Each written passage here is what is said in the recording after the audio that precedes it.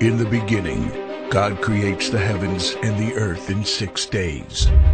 He makes Adam and Eve, who spend their days with God until they give in to temptation by eating from a forbidden tree. Sin enters the world, and things get so bad that God floods the earth and starts over with Noah and his family. Years later, God calls Abraham to follow him with the promise to make Abraham the father of a great nation.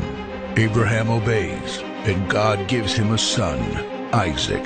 Isaac's son Jacob has 12 sons. Joseph, Jacob's favorite, becomes second in command of Egypt. God uses him to save his entire family and Egypt from starvation. Hundreds of years later, the Israelites are slaves in Egypt. Moses is called to lead the Israelites out of slavery. Joshua takes over after Moses and leads the people into the promised land. After Joshua, God raises up judges, temporary military leaders like Deborah, Gideon, and Samson, who protect and fight for God's people. The people tire of this leadership, and they call for a king. God gives Israel King Saul, King David, and then King Solomon. But it's all downhill from here. The people rebel. The kingdom of Israel is divided, and everyone turns their back on God. Prophets like Elijah, Isaiah, Micah, and Jeremiah warn that if people don't repent of their sins, there will be consequences. But the people ignore their warnings. The divided kingdoms are conquered, and God's people face captivity in foreign lands.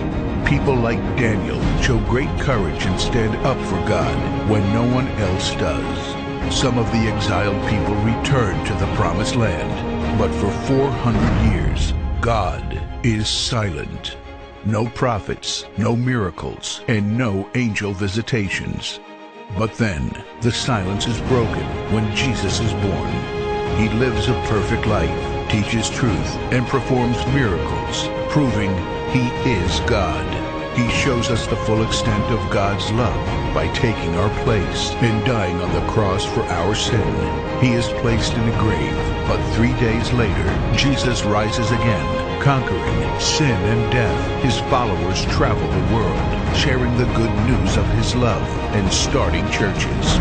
We now are part of this story, and we have the chance to change the world and share His love, because one day He will crack open the sky and He will return. It's the greatest story ever told.